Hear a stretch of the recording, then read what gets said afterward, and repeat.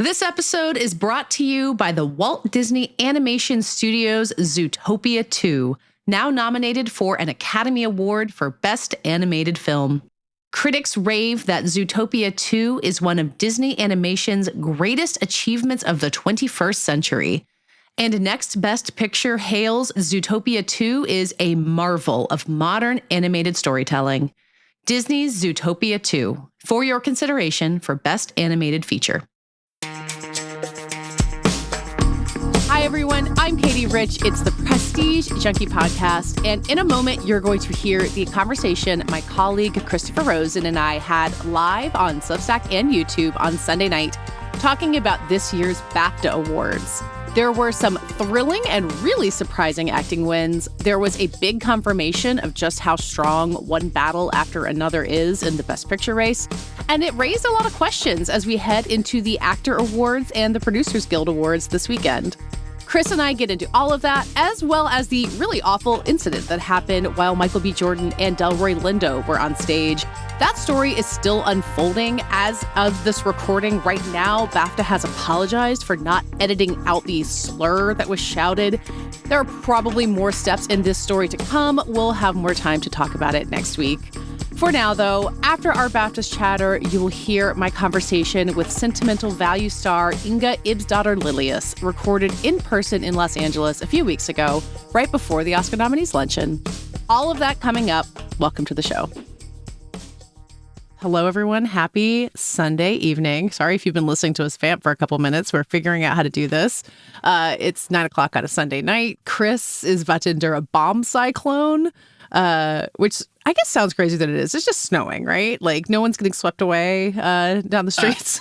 They've closed all the roads, like all the roads. Like literally you're not closed allowed on the roads. Oh, you're under like New house York, arrest. New Jersey. It's like Wow. unless you're in an emergency, so it's pretty bad. Wow. I would say. Okay, So, but we'll you see. know what the snow can't keep you from doing is recording a podcast. No, can't. I was so glad to have it. So we're going to talk about the BAFTA Awards, which are airing live in the United States, or are airing in the United States now. I watch them, I guess the way most people watch award shows these days. It's like a combination of like clips on Twitter and YouTube clips and then like quotes from backstage. How did you experience the BAFTAs today, Chris? Exactly the same. Okay. Exactly the same. And I would say this: it's on now on the East Coast at 8 o'clock. Yeah. But if you're on the West Coast watching this, you can't watch it until 8 o'clock. Oh, can't because watch it until this they're 8 o'clock. exists in a completely weird time machine time warp. where we're on, tape delayed and everything. I don't understand it. Just Yeah. put it on live. Just put it on live. I don't really get it either. Whatever. Like having an award show air at 2 o'clock in the afternoon, like they do that with golf. Like that seems fine. Like why not have us have award shows we can watch in the middle of the day? But I did have the fun experience of like I was in my kitchen like trying to make my kids lunch or something, and like you or David Camp or someone texted me. I was like, "Wunmi," and I was like, "What just happened?" It was because Wunmi Wasaku won. I assume one of the earliest awards of the night. I think the BAFTAs go like the Oscars and do the supporting prizes. I mean, the short answer is it's like some fun stuff happened. Like. What a great... So much good stuff. Yeah. So much good stuff. Like good stuff, surprising stuff, like interesting stuff. There's controversy that we're going to talk about. I mean, the top line is that One Battle After Another did win Picture and Director. Like if we want to start with the big prizes at the end, there was certainly a moment halfway through where I thought, what if Sinners wins this? Like what if we really get some upheaval here? Instead, that stuff went more or less the way that we thought. Chris, do you think now One Battle After Another is winning Best Picture and Best Director? Well, I definitely think it's winning Best Director. It would be a complete shock if Paul Thomas Anderson did not win Best Director. Yeah. I'm very confident in winning Best Picture, but I do think there's a world where Sinners can still win, and we'll have to see what happens at the PGA Awards. And we're assuming that Sinners will win at the SAG Awards, we'll win the which kind of casting doesn't... award at SAG. Yes. Right. Ensemble at SAG, right. But like it doesn't that doesn't totally matter. But I do think if it wins PGA, it's incredibly win competitive. It did so well. It lost things at BAFTA that maybe it should have won. Like we were talking about, I think with David on Friday, like cinematography, or maybe this was in the Reddit AMA that we did. We talked so much. We talked so much, but I think it was the Reddit AMA where we were talking about cinematography. Yeah. And it felt like, Autumn Durald Arkapaw could win and it would be really great and a historic win. But she kind of needs to win some of these. And like losing at BAFTA, I was like, oh, that's a bummer. It is a bummer. One battle won. I So mean, I'm like, now I'm like, eh. One Battle has such great cinematography. Like I was glad for it. But Sinners wins screenplay, which is great, a historic win there. I don't think they've ever awarded a black screenwriter in that category. Did I read that BAFTAs right? don't have a great history with black talent, so it would not surprise me. And then Wunmi Mosaku winning supporting actress over Tiana Taylor when they obviously loved One Battle After Another and gave Sean Penn an award, which we'll talk about, which was like a big shock as well. And it wins Best Picture and stuff. I was like, this is like really doing like it. Sinners had a lot of support. It feels like in BAFTA, it won some big awards. It wins SAG, let's say. We'll see what happens with the individual acting categories at SAG if it wins PGA. We sure will. We got so much to talk about. Like, I don't know. I don't think it's totally out yet. Absolutely not. Like, I still think One Battle is obviously, like, we talked about this with David on Friday, like, until it's not the winner, it's the winner. Yeah. But like, I'm like, kind of like if it at this point, I'm like, Sinners is still really hanging in there. So that was like really great, I feel like. But Paul Thomas Anderson, congratulations on your Best Director Oscar. Yeah. I mean, again, a relief. It is high time for that to happen. I mean, it does.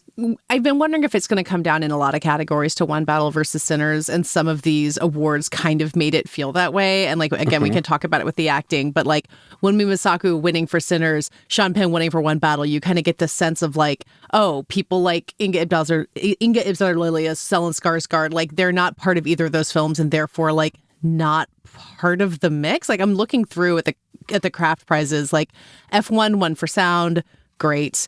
And we'll get into I Swear definitely, but I'm just even looking at like what other major things won anything that weren't one of the two of them. Like Frankenstein got production design, but it's just kind of just those two movies. It feels like it's those two movies, and then Frankenstein will win the three that it's going to win, which is like production design, costume design, and makeup and hair. I'm starting to wonder about some of those too on Frankenstein. Like, if Sinners becomes this ascendant and has kind of this crafts narrative to it, is it going to start winning some of those things that we thought Frankenstein had? So I thought that too about like One Battle and F1 and editing. Like, I feel like last year we saw this in terms of like, with Anora, to keep going back to that. But it was going into the Oscars, it was like, oh, and like Sean Baker, is he really going to win 4 Oscars? And it felt like editing especially was one where Conclave maybe would have won. And then it was just like, actually, Anora's just going to win everything. And so I'm like if Sinners or One Battle won, like One Battle winning editing, I think is really possible, obviously, then too. And then maybe Sinners winning makeup or production design or costume design, especially because of who those people are in the category, previous winners, right? Like Ruth Carter winning costume design would not totally surprise me because she's such a legend in the field. Yeah. And like they like love Ruth Carter, obviously, right? She's won 2 Oscars already. Yeah. So we'll see. I think your instincts are right. And then maybe it's just literally One Battle and Sinners winning like everything. Yeah. I'm still which would be hilarious. I'm still writing for Jack Fisk. My newsletter interview with him ran already. Like his work on Marty Supreme is really incredible. Not a great night for Marty Supreme at all. Like, again, I keep saying we're going to get to I Swear later. I don't know what we thought it was going to win at BAFTAs other than Chalamet, so maybe I shouldn't emphasize that too much, but I do think it has set the record for the losingest film at the BAFTAs, which is such a rude record. It's tough. It's tough when you get that headline. I remember one year Gold Derby, and nobody's listening to this, right? I was just talking about this, and it was I forget what it was. Hulu. It was a Hulu show at the Emmy. It might have been Handmaid's Tale. I guess it was like it lost the most ever. And we were like, we should do like the biggest Emmys loser. And then it was like, we were told like, no, you shouldn't do that. But I was like, we really could have done that. The Oscars have a bunch of those, like The Irishman. It was 2 Scorsese movies. Irishman and Killers both lost like 11 Oscars or something like that. So that keeps happening. 10, I think, right? Yeah. And Gangs in New York too, right? Yeah, rough stuff. Okay. So sorry, I keep saying we're not going to get to Best Actor yet, so I won't linger on Marty too much now. Let's talk about Best Supporting Actress. What in the world? I tweeted a picture of Marcia Gay Harden today because, like, it really is the vibe. I think we have this season where someone different wins every time. I mean, it's pretty great. So we're going to go. So we had Tiana Taylor won at the Golden Globes. Amy Madigan won a Critics' Choice. Yeah. And now at BAFTA, we have Wunmi Mosaku, which is great. I was so thrilled that she won. Yeah. And I'm like, kind of like, hometown girl. She went to RADA, you know? Exactly. And I'm like, we'll see what happens then at SAG, right? Because like now, I never felt super confident in Tiana Taylor winning for a variety of reasons. And now I'm like kind of, or anywhere, any of these. I was just like, it doesn't feel like she's not in the movie a lot. It's like, this is so bad. Like, but like she's not a villain. I think if she was more an outright villain in the movie, it would be easier for her to win. That she's a morally complex figure. Because she's a complex figure where you're like, and like, I just feel like that's tough. It just is. They they really do like, heroes and villains a lot of times, and having like a morally complex we'll get to Sean Penn in a minute. Yeah. In a supporting category is easier when it's just like you're a straight up villain, right? Mm-hmm. So I'm like, Wunmi Mosaku, we'll see what happens at SAG, but I'm like, like Amy Madigan is a straight up villain. Like she could certainly win, and maybe she wins at the Oscars, even though they clearly didn't like truly weapons. The like Heath Ledger and Dark Knight level performance we have that year. But I'm like, Wunmi Mosaku, like, why not Wunmi Mosaku? Why not women? That's kind of the entire thing about. I mean, we'll get to Delroy Lindo in a minute. It's like, if this movie is this popular, like, why wouldn't it be Wunmi Mosaku? It is kind of that classic, like, she hasn't been working as long as like some people do coming into this, but you have a moment where you get to break through, like kind of the same for Amy Madigan, or like Dave Joy Randolph a couple years ago is maybe a good comp, like someone who had worked with a lot of people, slowly making her way, finally gets the big role and gets to run with it. And again, like, I do think being British does not hurt in that context. Like, obviously BAFTA is a large organization, but if you in that specific field, like, why wouldn't it have given her an edge? 100%. And I was just like looking at it too. The one thing, sometimes they just get it right. I don't know. I'm trying to think of like comps I can think of, but like, at least in my opinion, like when I saw Sinners, this is like literally almost a year ago now, right? Yeah. Like when we saw it, I remember being like, wow, Wunmi Mosaku's great. Like, she pops off the screen. I felt like she was so good in the movie. And it was like one of those things, even at the time when you're like fantasizing about maybe this movie would be an Oscar contender or whatever, it would be like, well, she'd be great, but it's never going to happen, obviously, right? Like that kind of thing. But she's so good. In the spring, we're kind of required to talk ourselves out of these things until proven otherwise. And it's like watching the movie, you're like, oh man, she's great. And it's like, seems like people are just like, yeah, she's great. Mm-hmm. And like, again, like BAFTA, who knows? I think it's like, they've gotten this category, I think it's like 11 of, they've gotten a few wrong recently, right? In terms of like, there's not a direct correlation, but I do think she's very likely she could win at SAG. It did really well at SAG, and we expect Sinners to win Ensemble. If she wins at SAG, then I think that's it, right? Yes. I mean, whatever, like at this point, like a lot of these categories that we're on the fence about, I think SAG will really clarify, certainly. Like, so if like she wins at SAG and goes into the Oscars with SAG and BAFTA, like how would she not win at the Oscars? Yeah. And like who would beat her? Yeah. If she, depending on who actually does win at SAG, I do think that would be like, she could still win at the Oscars. You know what I mean? Like if Tiana Taylor wins at SAG, I think that's probably good for Tiana Taylor. Yes, but Wunmi is definitely still, right. But if like Amy Madigan won at SAG, who loves veteran actors and stuff, I still don't know what I would predict her at the Oscars, because the movie still only got the one nomination. Yeah. And they didn't love it. I just want to note that JK in the comments points out that Wunmi Mosaku won a BAFTA TV award previously and was also nominated for His House, which was like her big breakthrough role when really nobody knew who she was. So clearly like a good history. I mean, we've talked about that with the Oscars, where you get on their radar once, and then for the next go round, they're going to really give it to you. So it makes a lot of sense. And for BAFTA, in terms of like her winning there, like, it's like Barry Keoghan won for Banshees, right? Or like, Kerry Condon won for Banshees. They really like Banshees. But I'm just saying, like, they've kind of like, they do like they sometimes zig there. And maybe she's faves. Like that too. Yeah. But I don't know. We'll see. Yeah. I'm like very excited for her possibly winning, though. I think she'd be like a great winner. And on the downside, like if you were like, I was like, oh, if Inga Ibsdotter Lilleaas wins, I feel like she will probably win at the Oscars. Yeah. Now I'm like, I don't think so. Sentimental because like, she probably should have won here. Empty-handed, right? Like it won international feature, or not in English language. They have there. Yeah, sorry, because they did not go hard for A Secret Agent the way that the Oscars did, which is also super interesting. Sentimental Value is giving me kind of, you mentioned those two Marty movies before, and it's giving me a little of that, where it's clearly like very well liked and everyone likes it and respected, and obviously got 4 acting nominations and it's great, but not loved. Yeah, and there's like just not that's a spot like there's for not it. enough passion for it, right? Yeah. And we'll see. Maybe it could still win international feature at the Oscars against like Secret Agent, but we'll see. Yeah, well, we can and talk it's about not. That in a minute it doesn't have SAG going for it at all. Right. Like I guess it's nominated at PGA. I think that'd be a really huge surprise if it won. But Sentimental Value's moment to kind of step up in a public way is over, which is crazy. Kind of. What did Stellan win? That we were all like, he won at the Golden Globes, right? He did. Didn't he win at the Globes? Oh God, that feels like it. time has really worked on itself. Critics' Choice was... Critics' Choice was Jacob Elordi. Jacob. Yeah. Right. Okay, wait, before we jump to supporting actors, so the SAG nominations that are coming up this weekend, it's Amy Madigan, Wunmi Masaku, and Tiana Taylor, and then Odessa A'zion and Ariana Grande. Just feeling like time travelers from another world. Tough.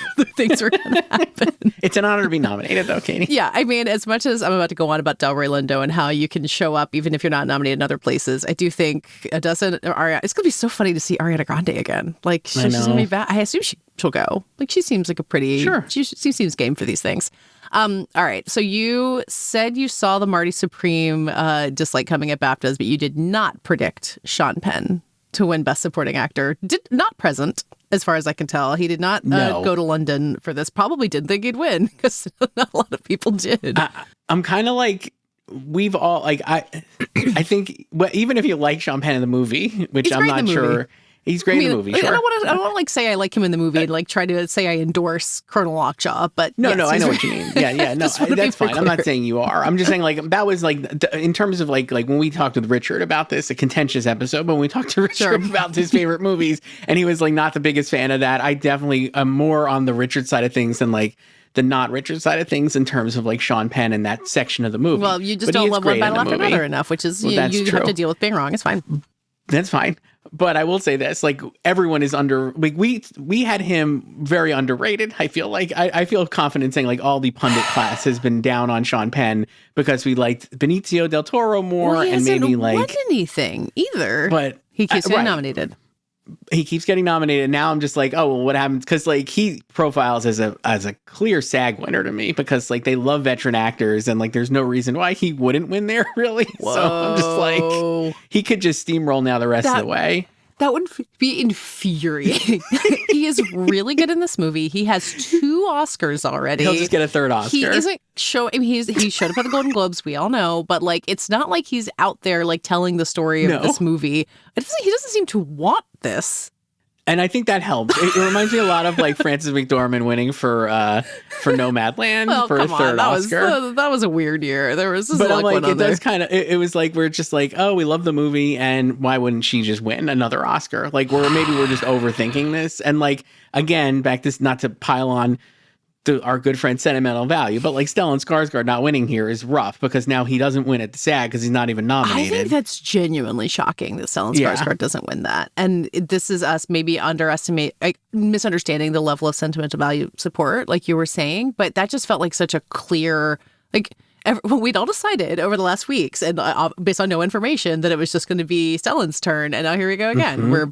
It's kind of crazy. We're kind of back to square one. He was like overwhelmingly favored, I would say, in this category. I don't know the Polymarket odds or the Kalshi odds, but I'm sure that it was like in the 90s, probably. You know what I mean? Like he was like a very high favorite. I do enjoy looking at the Kalshi like charts for like how the movement goes, and the Best Supporting Actor one. I'm pulling it up on my phone now. It just went totally nuts after that win for the Oscar. Like just like a Stellan Skarsgård like nosedive, and Sean Penn is now at 55% favored to win the Oscar.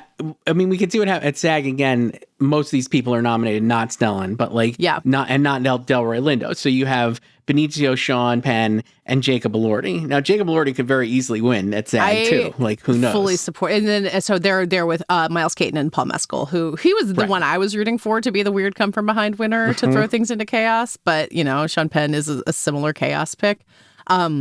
I mean, Miles Caton winning would also be a wild outcome, so don't rule it out. If Miles Caton wins, then Delroy, I think, would win the Oscar. Lindo's going to win the Oscar. I think if anybody but Sean Penn wins, then you could still make a case for Delroy Lindo also winning. You know what I mean? Like if Sean Penn wins at SAG and has SAG and BAFTA, like forget it. But if he doesn't win, if it's anybody else, like I think then it's all of a sudden it's game back on for like Delroy or even Stellan Skarsgård. Though I kind of like feel like that. What about Jacob Elordi? Like if he wins SAG, are we going to start looking at that seriously?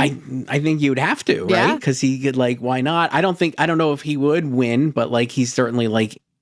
He is so much more of a likely SAG winner than an Oscar winner. I agree with that. Because like SAG, again, is like huge American, skews young, has kind of this like populist streak and loves Netflix more than... It's on Netflix. Not that it's corrupt, but it's on Netflix. It is a little bit less back scratchy than like the Globes. We can give them some credit for that. They're fine. Totally separate. Yeah. Yeah, I don't want to be anti Sean Penn because I love One Battle After Another. I do support it winning something. I just don't get the surge. I don't get it. Well, the other thing is we were talking about this for a while where it's like if One Battle seemingly is going to win Best Picture, like it has to probably win an acting award, right? It's got all these nominations. And like, who would it be? Maybe we were saying Tiana Taylor, but that was pretty close. Now it's like, oh, maybe it is Sean Penn. So maybe it's Leo. Or maybe it's Benicio del Toro. What if he wins the SAG award? If he wins at SAG, then I think that positions him well to win at the Oscars too. If Benicio we're doing just like all this like game theory. If Benicio wins, do you think he is then the front runner the way that you would for Sean Penn? Or do you think it's still like a 4-man race basically?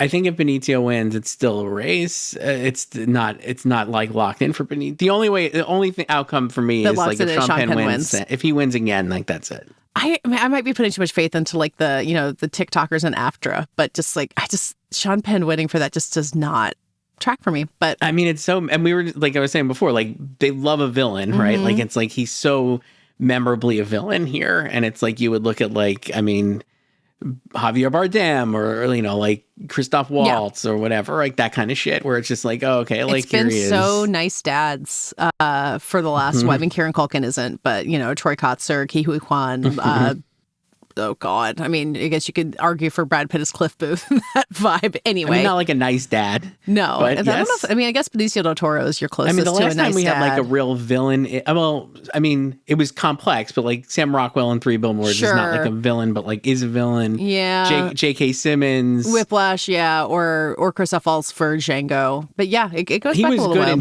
Django, though. We'd have to go back. Yeah, that's the one he's good in. In Inglourious Basterds, he's bad in. Holy shit. He's the Nazi in Inglourious Basterds. God. He's not good, but he's like the good. Whoa. Sorry, hang on. Do you think he's good? Do you think his performance is good in Inglourious Basterds? No, I'm saying like his Inglourious Basterds, he's playing a Nazi, so he's the bad guy. I see. But in Django, he's playing like a nicer person, right? Like I thought he's you like were the only telling guy to help me Django. that his performance in Inglourious Basterds was bad, and I was going to have to be mad at you. He's great. I love that movie. Basterds. I love him. When we get to the off season, listeners, we're going to be throwing back some old school Oscar arguments. So anyone who catches anything, write in. Let us know what you want us to yell about. We will get there. I don't have an answer for this, and I asked you and a couple other people today, like texting about the BAFTAs when I was supposed to be living my life. When can you ever remember both supporting actor and supporting actress feeling so open like this? Usually you're lucky if you get one. It's usually you have to be one. I can't remember the last time they were both like this. Yeah, certainly. It's like awesome. It's been a while. If anyone wants to jump in and let us know, I'm famously bad at remembering how the precursors go. Like, again, I keep thinking Marcia Gay Harden or your Tilda Swinton one for Michael Clayton when, someone different won every single time in supporting actress. But it just having them both happen at the same time is what a wild ride. It's pretty great. And supporting actor in particular has just been so streak heavy over the last decade that it's so nice to have this happen. It's the best. Yeah. I love this so much. I'm so excited. Whatever. I can't wait. Now I'm legitimately excited to see what happens at SAG, which usually just feels like kind of oh, whatever. Yeah. They're just going to go with we know who's going to win, Kieran or whatever. Well, do you want to talk about Jessie Buckley before we get on to Best Actor Drama? That one's an easy one. Yeah, that's an easy one. I mean, her not winning the BAFTA would have been like the shock of the century. I thought her speech was lovely. She's great. She's done really great with all of those speeches. It's really... I don't know. I'm so glad that the path is easy for her. As much as I have been rooting for Rose Byrne, it's just it's going to happen the right way. She's completely steamrolling, like a total sweep, to the point where I was like, I know they won't do this because the Oscars love doing like the supporting categories early. Yeah. But I think this year you could make a Best case Actress like first. You could do Best Actress early because we know she's going to win. There's not a lot of drama there, and it'll be great. Have a nice speech at the beginning of the show, let her win. No, because the last time they moved around the acting categories, it was the Chadwick Boseman, Anthony Hopkins mess, and they're never going to do that again. It backfired on there so badly. Joaquin Phoenix will never forgive. Will never forget. No. Yeah. So Best Actor, what's going on? What? I mean, this is real bad. So we talked about this on Friday with David a little bit on After Party. So if you're not subscribed to After Party, everyone you should, subscribe to After Party. This, go subscribe. This is the literal After Party right here. But that's what happens every Friday. I don't love. I just the vibes around Marty Supreme and Timmy are not ideal, and I feel like it hasn't been ideal for a while. He even going back to the nominations when Odessa Zion, he couldn't get any of that was the so weird nominations. To me. You made that point, and the Coattail nomination he couldn't get it, and I was like, that seems bad because these Best Actor winners are always carrying someone with them, and he couldn't even. Not that they would win. but that he couldn't carry anybody else, and the movie couldn't carry anybody else in besides him, felt kind of rough, especially because like Odessa Zion was like is a nominee at SAG and like all these things. So that was rough. And like Wagner Moore is like Timmy is obviously campaigning. Like we've seen him doing things. Like he's doing a thing with Matthew McConaughey on TV, right? Yeah. But I'm like, Wagner Moore is everywhere. And it kind of reminds me a little bit of last year, Best Actress, where you don't really know until you know. But like we didn't have the Best Actress Oscar race we never had until the Oscars. And so we had Mikey Madison and Demi Moore the whole time. And like we had them kind of splitting or like who's going to win. And then when we got to the Oscars, you added Fernanda Torres. And it was like, what is this going to do to the race? And it ended up Mikey Madison still won and it didn't matter. But I'm like, this year we have no idea how Timmy and Wagner Moore really would compete, right? Because he just hasn't been in the same category. Yeah. And I don't know, like not winning this, they haven't. So it's the first time since 2001 that the winner is, I didn't even see this movie. I know you did. I Swear. Yeah, we'll get to I Swear in a second. Yeah. But like, that's the first time since 2001 that the winner isn't an Oscar nominee. Yeah, they gave it to Jamie Bell for Billy Elliot, which rules. And I feel like in today's Oscars, he probably would have been an Oscar nominee. Deserved it. I think so. And then 10 of the last 11 winners here have won the Oscar. The only outlier here was Austin Butler over Brendan Fraser. Sure. But I'm like, that would lean towards Timmy winning this, right? You know, like, I'm just like, I don't get how he didn't win this. Yeah. And I guess we'll see what happens at SAG. The only time, this one I'm pretty sure I got this right, but I think it's only Renee Zellweger has won SAG twice in a row, right? For Cold Mountain in Chicago. I think she won for Chicago there. But those would have been in different categories. Yeah. But still, like the only, like, that's like, he's got to overcome that history. Like, what if Leo just wins at SAG? Well, or so yeah, Michael you B. went right to Jordan? Wagner Moura, and I wonder if you think that's the threat, or if it's Leo, if it's Michael B. Jordan. I mean, again, we sit there like, what about Ethan Hawke? Robert Armayo, who won for I Swear, gave a lovely tribute to Ethan Hawke at the end of his speech, which is not nothing. I thought that was really cool too. Yeah. And I was like, if any of these people are actually going to win at SAG, I would say Ethan Hawke probably could, because again, he profiles as like, SAG loves a veteran and they love like a biopic. And you could say Marty Supreme is sort of like a biopic. So it's not like totally weird if Timmy won. But I'm like, they do love a biopic and they love that kind of like hammy in a positive light you know what I mean? Like very performative performance. Playing a that, like, performative character for sure. And I'm like, yeah, he could win. If he won at SAG, I still don't think he would win at the Oscars, because I just think they would go with something because they're else. so sweepy these days, and they would go with Leo or Michael B. Jordan. Well, no, I think if I kind of think I still think Wagner Moore is going to win. I really do. I don't even think if you Timmy thought wins, that when we were recording with David like 3 days ago. I was leaning. I wasn't. Not exactly, but I definitely was talking about like leaning towards that. I just think like he's been so like campaigning doesn't matter. Maybe it does. But man, Wagner Moore has been everywhere. Yeah, he's been everywhere. And like, I just think the vibes are like, Timmy is still so young. And like, there's clearly the movie, not their fave, right? It kind of has that Scorsese edge, like you were talking about. Totally. Like, I mean, Wolf of Wall Street is a very interesting comp if like, this goes that way. They don't like those movies. Like they don't, Marty won his Oscar, but like he never won again, right? And he's never going to win again, probably, unfortunately. Jesus. You know what I mean? Like, I'm just like, he's making a movie with Jennifer Lawrence. Give him a minute. Maybe he could win again. But I'm just saying, like, they don't love his movies. And, like, this does code like that. I don't know. I think this is, like, a really, like, he really should have won here. Like, there's no excuse for him really not to have won. Yeah. And especially losing to a non-Oscar nominee. It's like they went out of their way. Not that this is not a great performance. I'm sure it is. Yeah. But they, like, went out of their way not to be. I meant to bring this up when we were talking about Sean Penn, because Kyle Buchanan, who came on the show a couple weeks ago, is he will go to a lot of these events and talk to, like, the, like, oldest straight-looking white dudes he can find to be like, who do you like? Are you willing to vote for Timmy? And he has been pretty strong on what I think is a correct theory, that if you're a young hot guy, like, they really will struggle to get over the hump and vote for you. And he was tweeting about Sean Penn and saying, like, look, I think he fits the demo. I think that's a performance people are talking about. I think he's going to win the Oscar. I kind of think Kyle is over-indexing on that a little bit, like giving it too much weight. But, like, if Timmy loses, I think it's going to be exactly what Kyle's been predicting, of that contingent just not being able to take the lead.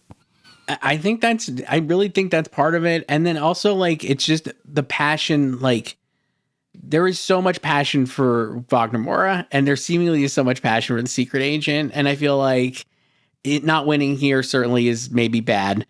like also you could say like it didn't win international feature or film in a non-English language, which maybe it should have over sentimental value. But like, man, I don't know. I just think like we'll see what happens next week. If Timmy wins at SAG, that's great, and he'll definitely, like we said with David, like until like he's like the favorite. So like if he wins SAG, then we're clear. Then he'll go in as the favorite. But even if he wins SAG, I still think it's like not locked not in. As clear cut. I think it's not as clear cut, and like this is like a tough loss. This is rough. In the comments, we're getting a little bit of pushback on you about Wagner from Bernadette and David both, who are basically like, if Wagner's so strong, why wasn't he longlisted at BAFTA or nominated at SAG? And if Fernando Torres couldn't do it, why can he? And I don't know the answer, but I think he could win it too. So what do you think? I would say like he wasn't like, in terms of being longlisted and not here at SAG, like, well, SAG clearly has like a blind spot on international features, which we've seen this year. Yeah. So I'm like, he was never going to get in at SAG.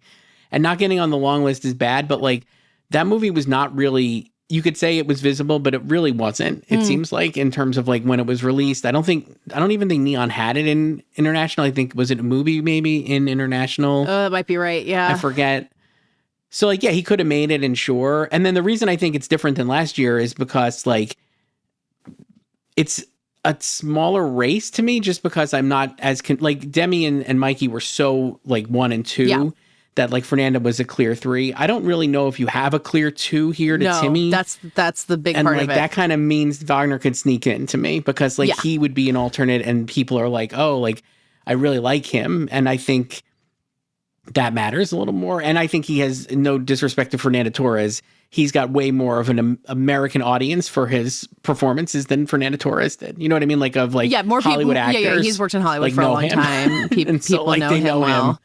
More than they did Fernando Torres. There's not a preferential ballot in these acting categories. No. So it is like you need to have like, I can't do the math off the top of my head, but like you to be able to leapfrog, you need to have just more people, not just put him in like, not just rank Wagner like 2 or 3 the way you would for Best Picture, just like straight up vote for him. Number 1, which is tough. I will go. Thank you, Bernadette. 21%. I guess is the magic number, the threshold if we're splitting it evenly among all 5. Anyway, I mean, but I don't even like who's in 5th place? Is it Ethan Hawke or is Leo in 5th place? I don't know. It's pretty close. I mean, we'll see what SAG does. If Leo won SAG, though, I wouldn't be totally shocked either. No, I mean, that would be just hilarious. I mean, I've been saying this forever, but I just think the Leo versus Timmy generational handoff battle is what this is about, and what we should have, and sort of what One Battle After Another is about when you really think about it. What we were saying before, too, at Sean Penn, like, what if Leo just wins? Like, what if they just win and, like, kill him? I mean, it would be crazy. Oh, be, like, what if Leo... But, you know, what if Leo wins SAG and then just wins? Like... But then there's your One Battle acting winner. Well, and Sean Penn, maybe the both of them. Well, and like, is that more, is Leo winning for the popular Best Picture winner more logical than Timmy winning for the movie that's probably not going to win any other Oscars, including for Jack Fisk, who deserves it? I'm just going to keep saying it out loud for all the Oscar voters who are listening. So I should talk about I Swear. Someone in the comments was pointing out, now I've lost it. But someone was pointing out that it was a huge hit in the UK, which I did know that. It had like the top 5 highest rating Letterboxd reviews. So I saw it at Toronto Film Festival last year. It has not opened in the United States yet. Sony Classics has it here. I think it's opening later in the spring. I do think they assumed that it wouldn't play as strongly as an Oscar player in the U.S., which I think is probably true. You know, so it's based on the true story of this guy, John Davidson, who has been, a campaigner for the rights for people with Tourette's. And it's about his life and how his struggles as Tourette's kind of took hold in adolescence, and how his family had a really hard time dealing with it, how it was hard for him to go places in public, go to a library, be able to have a conversation without somebody being kind of horrified by him, and how he didn't really overcome it. Like you see him at the beginning of the movie meeting the Queen. He's being given, I don't know if he was knighted, he's being given an award by the Queen, and he kind of yells or something like out loud. And so you kind of get that it's not about his like heroic ability to overcome it, but live with it and teach other people how to live with it. And so Robert Aramayo, who's been on Game of Thrones, I think he's on Rings of Power now. People have seen him and stuff. I'm super familiar with him. I saw the movie. He's really wonderful in it. And then he goes and wins Best Actor at the BAFTAs, like a total zag, like his genuine shock. I assume you watched his speech and just like how it was great, thrillingly shocked he was by the entire thing. It's really great. It was great. It was really good. It reminded me a lot of him winning. Reminded me a lot of again, like going back to last year's BAFTAs, but the response when Mikey Madison won at BAFTA, which was like kind of a surprise at that point. Yeah. And everyone was so like everyone around her, all the like the Mark Edelstein and stuff, like the Honora people were like so psyched, and this kind of had the same vibes where it was just like, oh my God, like it was a true shock because like it was not like if Timmy wasn't going to win this, like you figured it would be somebody else, right? Yeah, like yeah. He's clearly he's like the least famous. I mean, again, in this Best Actor year where it's a bunch of heavy hitters, like he's looking up to all of these guys who are sitting in the audience, which is exactly what he said. And this is why, like, in terms of like, people like, I'm sure people are like, Timmy's just going to win because like this is a unique situation maybe where it's like a beloved British film and like obviously he's going to win and they didn't really like Marty Supreme and who cares? And like Timmy will win SAG and win the Oscar. And that's very possible too. So like, you know, I don't want to like overstate it, but I do think he still should have won. Yeah. Like whatever. Yeah. I think it'll be, so you can watch the video that I did with Robert Aramayo and Kirk Jones, the director, on the Anglers YouTube page, or you might be watching this thing right now. That's a great plug. I know, great plug. And it'll be out in the US. Again, I don't think it's going to be like a big monster hit. It's kind of old school in some way, but kind of sweet and funny in a way that I really enjoyed. And then there's also the complicated fact that John Davidson was at the BAFTAs and had some tics and some outbursts, including a pretty shocking slur while Michael B. Jordan and Delroy Lindo are on stage, which just really sucks. And right now everyone is arguing about it on Twitter, and I don't know that anyone has the right answer to it because you basically have like ableism and racism butting heads against each other, and whoever wins, we lose. But it's just a real bummer that happened, and I don't know what else to say about it, really. I'm pretty cynical, or I don't even know what it is. I'm like callous, right? Like nothing surprises me, but watching the video, man, I keep seeing it and I just like I don't want to watch. It broke my heart watching it because like, obviously like you're saying, like John Davidson has like, you know, the Tourette syndrome, but like watching Delroy Lindo, like here, like I just was like, man, it's a huge bummer. Like I was just like, oh my God, this is awful. Yeah. Like it was truly awful. Well, and what I don't know what the answer is either, makes it clear is that, you know, there's forms of Tourette's where it just makes you like whatever's the worst thing that you could possibly say in that situation. And like, you know, sometimes we're in our back of our mind, we're like, oh wow, it'd be really terrible if like this happened right now. And then if you have Tourette's, you say it and there's like no control over it. So it's not like having a slur like that handy means that somebody has those deep-seated feelings. So it's just like a really like terrible combination of those things. So I don't know that it means anything, but I think it kind of puts a shadow on things that really didn't deserve to have it that way. And maybe means that we all need to learn more about Tourette's and therefore go see I Swear, I guess. I guess. Yeah. I was just like, I don't know what they could have done differently in the situation. Well, I see people asking like, I see Bernadette commenting and a couple other people saying like, you have the bleep power. Like people bleep out like, well, certainly, like, yes, curse words. certainly. Like I don't know about on the US broadcast. Like I'd be shocked if they didn't bleep that out. They have many hours to fix it, but you know, there is a 5-second delay for a reason. I'm not even thinking about that. I'm just like, I'm more like, how do you stop that from happening for the people in the room? No, I don't know. Like, I'm like, how did, like, I don't know. Yes, it should have been bleeped, certainly, or whatever. Yeah. But I'm like, man, like that still happens, right? Like, I know. So, like, I don't know what the answer is. No, because like, again, that's kind of what I Swear is about. It's just like people with Tourette's deserve to live in the world too. So anyway, I Swear is a lovely movie. I was glad to see. It won casting, which is cool. So that was the thing. We didn't really, this is a BAFTA thing. Yeah. Well, no, in terms of that, like, this is like, we'll see how this correlates with the Oscars, but typically BAFTA lately, I think maybe I should Google this, but it definitely like when it wins the movie that wins casting at BAFTA. Oh, BAFTA's had casting a lot longer than the Oscars, I guess. Also has carried an acting win. So Honora last year, The Holdovers, Elvis won, obviously West Side Story. Uh-huh. I think the movie Rocks even won. Let me see if that won an acting award, right? Was that, at the BAFTAs? Oh no, it didn't. So that was like the last one. But the last like few have won. Joker.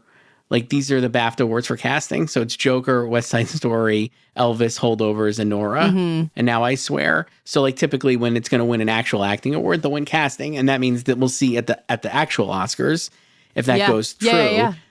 Like, we're expecting Sinners to win casting or maybe one battle. Then presumably they will obviously then probably win an acting award too. And maybe that's Sean Penn and Wunmi Mosaku or whatever. So we all think that Sinners is winning. I mean, I guess I think One Battle is wonderfully cast, but I think we talked about this with David also. Like Francine Maisler, True Legend, cast Sinners. Like it seems to all add up there to me.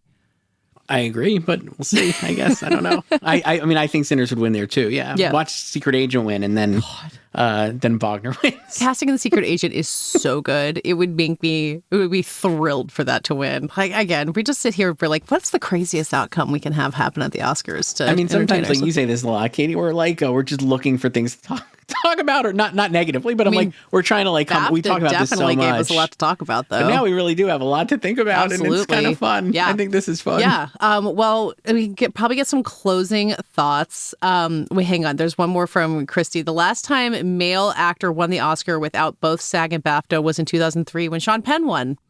So there you go. So Timothy loses SAG, then it's over. That's bad. I mean, there's really no reason for him to lose SAG. But there's no reason for him to lose BAFTA. There wasn't really. But I mean, like, there's really no reason for him to lose SAG. He already won there. They clearly don't mind giving him an award, like to the Kyle Buchanan idea of like, they don't want to like award the younger people, and it's like a brassy movie, which SAG really likes, kind of thing. I don't know. Yeah. I'm expecting him to win SAG, but I'm just saying, like, if he didn't win SAG, that would be obviously real bad. Yeah. And one more follow-up from David, who points out that the 1998 Oscar race, the Shakespeare in Love Oscar race, the supporting categories were both all over the place. That was when James Coburn wins for Affliction and Judi Dench wins for Shakespeare in Love. Though in my very embryonic memory, I feel like we all thought Judi Dench was going to win that, but maybe that's just me making it up in the background. Well, we are going to watch the SAG Awards live together, basically right here next Sunday. This is it. I'll wear a different shirt, but yes, exactly like this. I keep saying I'm going to get a uniform that I wear for these things so that I don't have to worry about what I'm wearing or that I'm wearing. People might think I'm wearing the same thing all the time, but there are many different plaids. Look, I would enjoy being a cartoon character and having just one shirt that I wear all the time. So we'll watch the SAG Awards together. This will be part of this Tuesday's episode of the podcast, which will also have an interview. So even if you're listening now, you should tune in and listen to the podcast. We'll have an after party episode on Friday. I don't remember what it is. It's going to be. I don't either. I was going to ask you, actually. Katey, what are we doing Friday? We'll talk about that offline. Nobody, you guys don't care, right? We'll find it. We'll let you know. Good plan for it. It's going to be great. And subscribe. Yeah, for those of you who come along to join us for these things, especially, late after an award show that ended 4 hours ago and is also airing now and time doesn't exist. We're so glad to have you here. So, thanks everybody. And we will see you for the SAGs, if not sooner. Good night, everyone.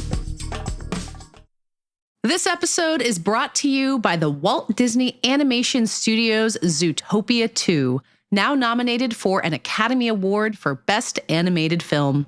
Critics rave that Zootopia 2 is one of Disney Animation's greatest achievements of the 21st century. And Next Best Picture hails Zootopia 2 is a marvel of modern animated storytelling. Disney's Zootopia 2, for your consideration for Best Animated Feature.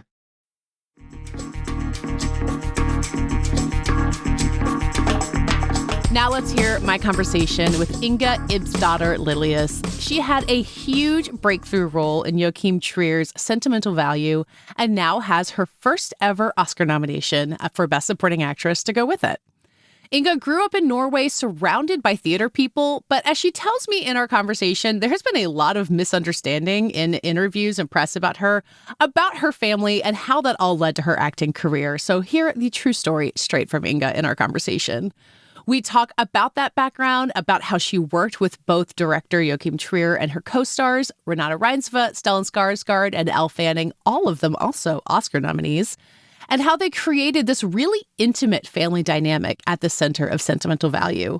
Inga plays the younger but more responsible of the two sisters at the center of the story, and she's in many ways the film's real emotional anchor.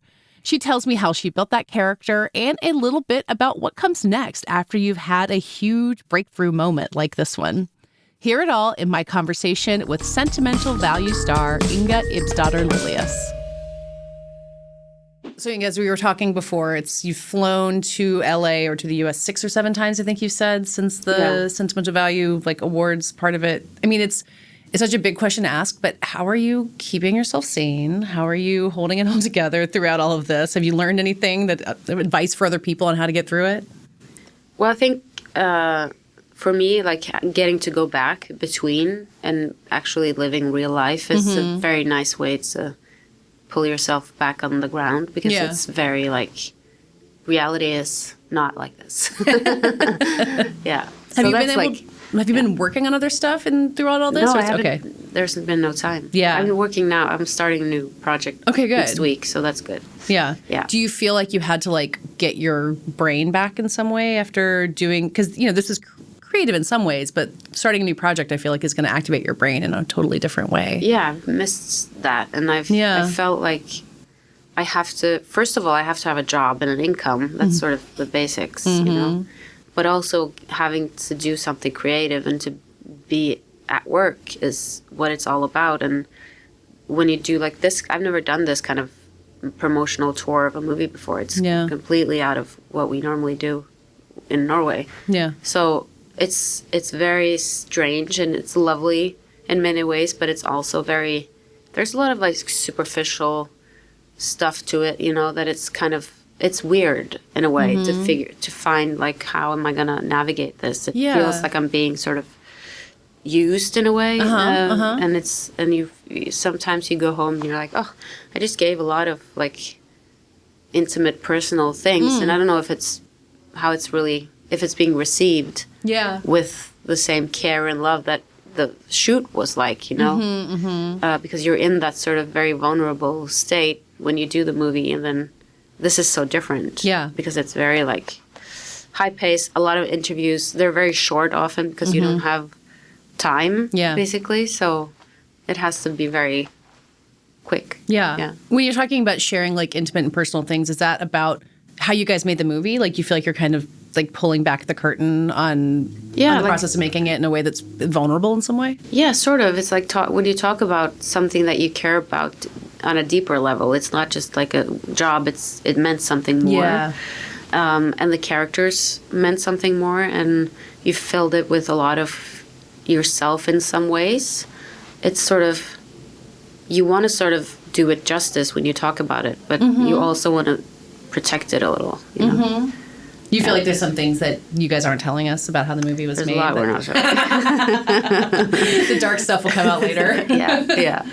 No, you sort of, you choose where you sort of open up more, and you sort of, at least I have to sort of decide what I'm going to share and how I'm going to share it for it not to sort of lose value in a way. Yeah. Well, and as, you know, someone who a lot of people hadn't seen before, I feel like you're probably getting a lot of like, where are you from? Who are your parents? What's your life like? And there's a lot of deciding how to protect your like own real life that you do. How have you figured, I'm going to try not to ask you the nosy questions and ask you how you figured out which of those you actually want to answer. Yeah, I mean, sometimes you just answer and you think after like, oh, why did I say, I could have said I don't want to talk about that. You're allowed to say no. Yeah. But you don't think about it in the moment. And then also because the world is so different now from just when I started 10 years ago. The social media was really not that, it wasn't that big a deal just 10 years ago. So, at least not for me. So everything blows up really quickly, and it's all over like you lose, if you give something, you lose it. Yeah. You lose control of it immediately. Yeah. And it's sort of owned by everyone. And it's so strange to hear like people talking about your family and and saying stuff that is like, well, this has no basis in reality. Where do you have this information from? So there's misinformation getting out there? No, it's just because you interpret what people, when you say something, it's being interpreted, and it's someone picks it up from here and they pick it up from there, and then you just hear it back. It's like the whispering game in a way. So you hear it back later, and I'm like, okay, let me clear something up. That's not so that's kind of a weird experience, I guess. Yeah. And you, again, to talk about your family and things that I know, but both of your parents are involved in theater that you grew up with. But I assume that way of like having your family belong to other people, playing other roles, being kind of known is a pretty different scale of what you're experiencing now. Like that didn't prepare you. That's one of the sort of misconceptions. Oh, okay, good. Let's clear it up. Like my parents they started this theater workshop in our local community, and they were never performers themselves. I see. Okay. I don't think. They rented out like costumes. They had a whole costume department and lighting equipment, sound equipment, stuff like that, to all the local theater groups. So they sort of professionalized the amateur theater in the local community. Okay. So I was sort of with them at work, and I saw people.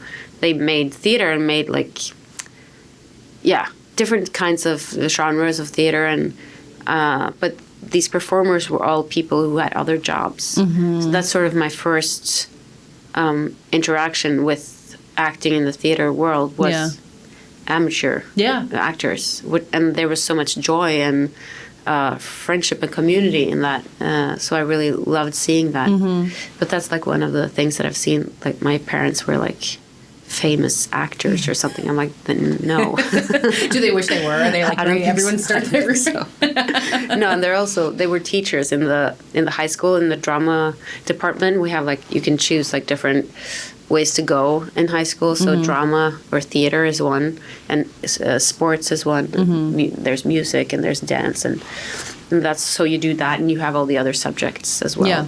But you sort of specialize a little in that area. Yeah. So that's what they did when they stopped working at the production company. Yeah. Do you remember when you realized that acting could not just be amateur, something you did with another job, that it could be like a job? Yeah, that took a while. Well, we did go see professional theater in the bigger cities, but we lived kind of far away. So that wasn't like an everyday thing. It was something we did maybe twice a year. But because I had that experience, I thought that was everyone's experience. You know, that was the people in Oslo. They were also had other jobs. You go see a professional play and you think that they're also accountants. I just assumed, And I often saw like children's plays, and there were children in it, and I was like, oh my god, they're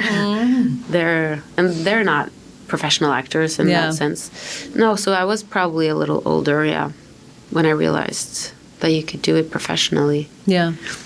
Yeah. I wanted to ask about children acting specifically, because it's part of this film. It's part of your character and also your character's son, the idea of like putting a kid in a movie, putting them out there in some way.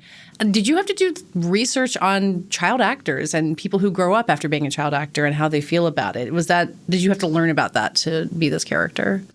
Well, we talked about it. I talked to Joachim about it, and I talked briefly with Elle on our that rehearsal day we had.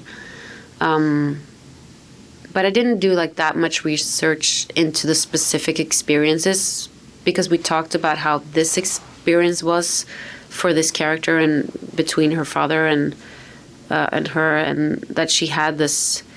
It's like the story that's been told. It is that it's the best experience of their lives, together. That's his mantra, sort of. That's how he justifies it to himself, I guess. Yeah. And I sort of realized as we were rehearsing and as we were shooting that this is not.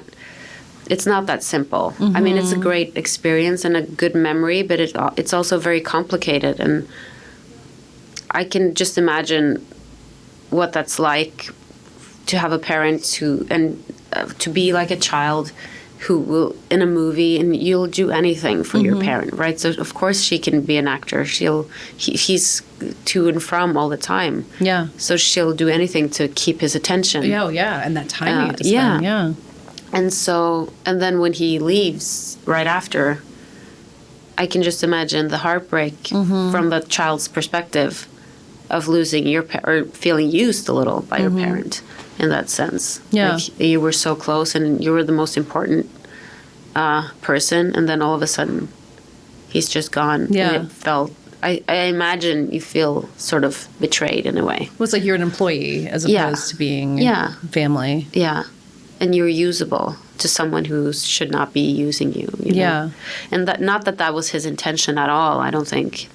But I think that might be, well, at least I know that was what she was left with in a way. And that she's been sort of suppressing that. Because that's, to realize that or to admit that is kind of, I don't think she admits that to herself until she confronts him, actually. Yeah. Yeah. So you say you kind of realized that over the course of the rehearsal time. Is that through conversations with Joachim and Eskil or Renata? Or is that something you get to on your own with the script? How do you guys come to kind of learning about those characters through that process? Yeah, it's a combination of all those things. I mean, I didn't talk to Eskil before. It was just Joachim. Sure. And we had a lot of conversations about the family and the dynamics and her being an actor and why she chose not to be, that it's a conscious choice. It's not for her, and she's not really, it's not about, I don't want to be, it's not about that hurt. It's just about, this is not interesting to me in that way.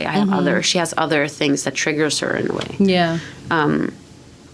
yeah, and also just while working, while rehearsing with the others and testing out the different scenes, you feel triggered in different ways, and you pick up like, oh, maybe this has something to do with the other information I have about that. That situation when she was a kid, and so it just develops in a way. Yeah, and you sort of build on what makes most sense or what feels most truthful. Yeah, I guess. Is that something where you said, came like, I think this is what she is feeling here. I'm finding this that's not written down, and he can kind of tell you, yes, that's it. No, that's not it. Or you try it on the set. And he very rarely says, no, that's not it. He will say yes, or he will sort of. I feel it was more conversational and more like. We don't talk about everything. Like I don't, like there's things that I do, and if he likes it, and I don't have to explain what's behind it. Oh, I see. Yeah, he can kind of tell that. Yeah, the reason if it works, he knows if it works, it works, and you don't know everything about people anyway, and I don't even know everything. Like I can't explain everything like that happened and why, but I know it's truthful because it came from like a real reaction. Yeah. And so it's sort of anchored in something that's with me, got to do with me, but not literally necessarily. It's not. I don't have the exact same experience, but I have like when you like growing up, you have like a lot of experiences that I feel like are sort of how do you say, it's like it's in your body. Yeah, right? like it's, embodied. Yeah. And so for me, it's about sort of opening up enough and being present and listening to the other person so that my body can actually react to the situation and what's being said and done. Yeah. And it's not, you don't always know. It's not always planned. It's not always so complicated, Sometimes it's really just, You can tell me if this is, again, bad information, but some of the theater training you did was specifically like physical theater.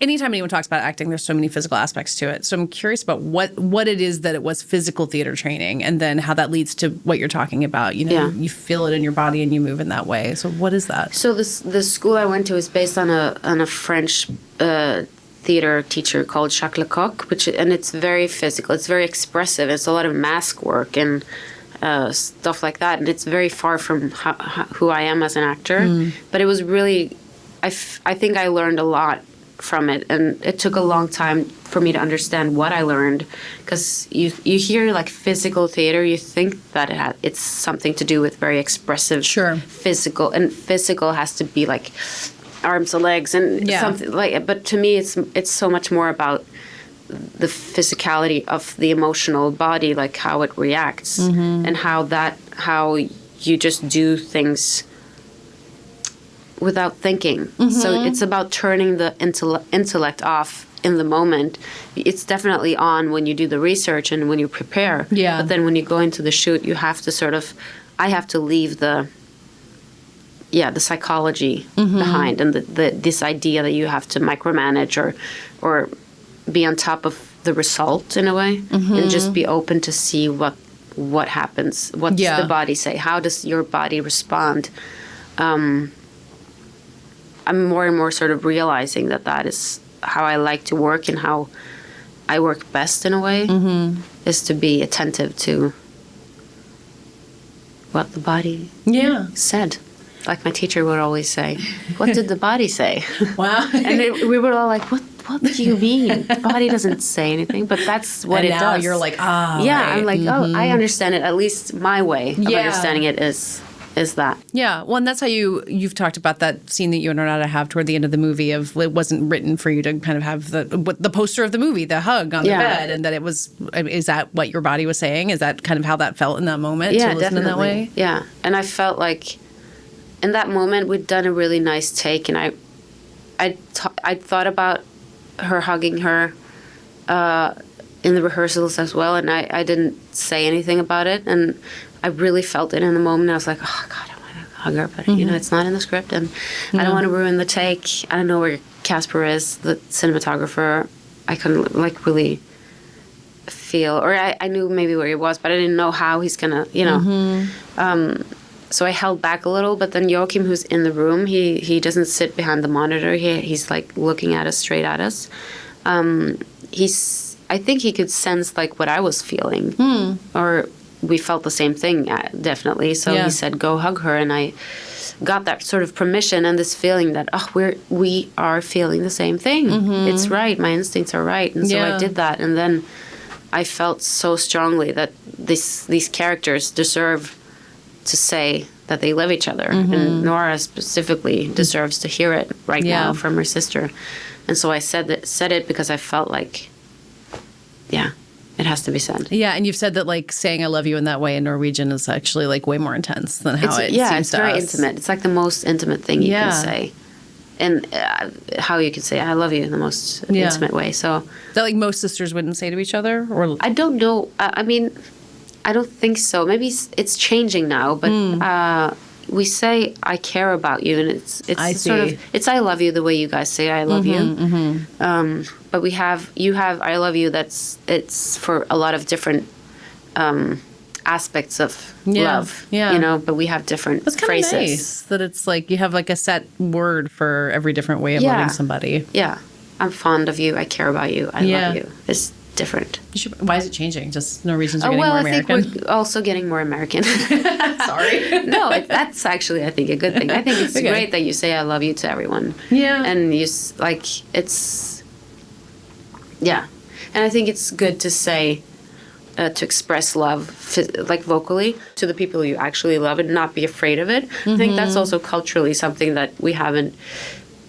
We're not so vocal about those things. You show it or it's unspoken. Yeah. But some things should be said. Yeah. Well, that's so much what this movie's about, right? It's like you assume somebody knows something and then you realize they don't actually know it. Yeah. And that's what I felt in that moment. Like, this is the person you love the most. Like, after your own child. Yeah. This is like the most important person in your life. Why shouldn't I say "I love you"? So when that image became like the defining image of the movie, and it was a canon and everything, where you're like, oh yeah, that makes sense. Did it feel like surprising that's been like, I think the definitive image from the film is that shot on the bed. That's surprising.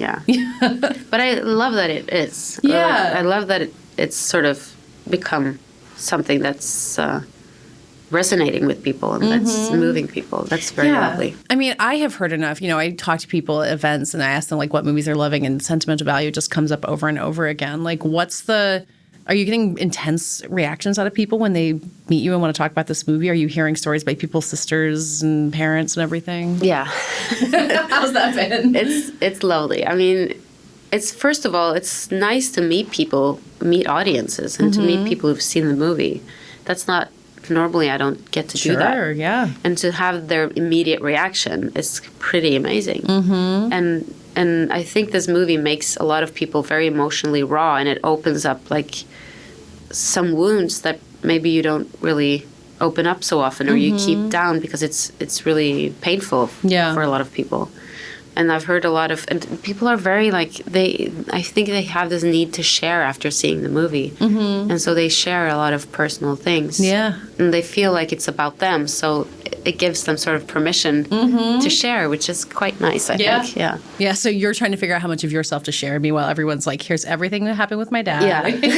But it's different when you're doing it with a person and you're doing it like on a global scale of people can watch it forever. Do you guys get to, because a lot of times you guys do Q&As with the full cast, but you'll be on your own like this. You get to compare notes when you see Joachim and Renata and say, oh, wow, this is what everyone else wants to talk about. Do you have is it a good sounding board to have everyone kind of going through it with you from the film? Yeah. I'm very glad that we got to do this actually, because it was really hard on the last day of shooting, it was really very sad that it was over. I felt like I was sort of losing something that had been very important, and it was over, and it's never coming back in a way. So this has been sort of a way to make it live a little longer. And we get along really good, and it's nice. Everyone's very nice, and I could definitely ask or get confirmation or support if I feel. In the beginning, I was really nervous. Like I had never done real Q&A. Sure. It had been a long time, so I was very nervous. And doing it in English was also like, oh, how do I?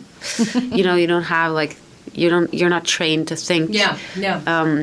In another language and talk about your work in another language like that. So it was really nice that they were so experienced, most of them. Like they are. Like Renata did and Joachim did this a few years ago. And Ellen Stellan know how it works. So it was really nice to just say, oh, I feel so stupid, or I feel like I'm not. And they were like, no, don't worry. And to get sort of the support. And and now you do a Q&A, you're like, I'm good, I've done this. I'm really good now. Well, I feel like now I know what I'm talking about, so I don't have to be nervous about that. I'm always a little nervous, but because you want to give a good answer, and a lot of the questions are the same again and again, but you're still nervous because you still don't remember. How am I going to answer this? So you have to find, like, every day is a new, it's like a Groundhog Day sort of experience. When you do it on the next film and you have to come up with a whole nother set of answers, it's going to be like starting fresh all over again. You got to figure it out. But first you get to go make the movie. And but then you have different material to talk about. So you always have something to talk about. I guess. That does it for today's episode. There's another bonus Prestige Junkie episode coming this Saturday. It's going to be a really fun one, an in-person one. We love doing those. Keep an eye out for that. As always, Prestige Junkie After Party is going with extra special, subscriber-only bonus episodes every Friday. Another great one coming this week as well. What a great time to subscribe. Go to prestigejunkie.substack.com. Join us there. In the meantime, this podcast is edited by Brett Fox and produced by Brett Fox and me. Our theme music is by Dave Gonzalez. Thanks to my eternal co-host and colleague, Chris Rosen. Subscribe to this podcast on Apple, Spotify, or YouTube, where you can rewatch our BAFTAs live conversation or watch us watch the SAG Awards live together this coming Sunday. We would love to see you there. One way or another episode of this podcast coming your way this Saturday. See you then.